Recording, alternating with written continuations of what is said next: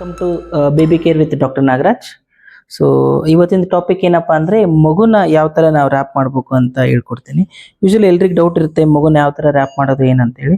ಯಾವ್ದಾದ್ರು ಒಂದು ಬಟ್ಟೆ, ಈ ಲುಂಗಿ ಆಗ್ಬೋದು, ದೂತ್ರ ಆಗ್ಬೋದು, ಯಾವ್ದಾದ್ರು ಆಗ್ಲಿ ಕಾಟನ್ ಬಟ್ಟೆ ಇರಬೇಕು, ಕಲರ್ ಇರಬಾರ್ದು. ಹಳೆ ಬಟ್ಟೆ ಯೂಸ್ ಮಾಡಿರೋ ಬಟ್ಟೆನ ನೀವು ಹೋಗೋದು ಕ್ಲೀನ್ ಮಾಡಿ ಇಟ್ಟಿದ್ರೆ ಬೆಟ್ರು. ಸೊ ಬೆಟರ್ ಅಂದ್ರೆ ಪಂಚೆ, ಕಾಟನ್ ಪಂಚೆ. ಈ ತರ ಸ್ಕ್ವೈರ್ ಶೇಪ್ ಕ್ಲಾತ್ ತಗೊಂಡು ಈ ಒಂದ್ ಕಡೆ ಈ ತರ ಫೋಲ್ಡ್ ಮಾಡ್ಕೋಬೇಕು.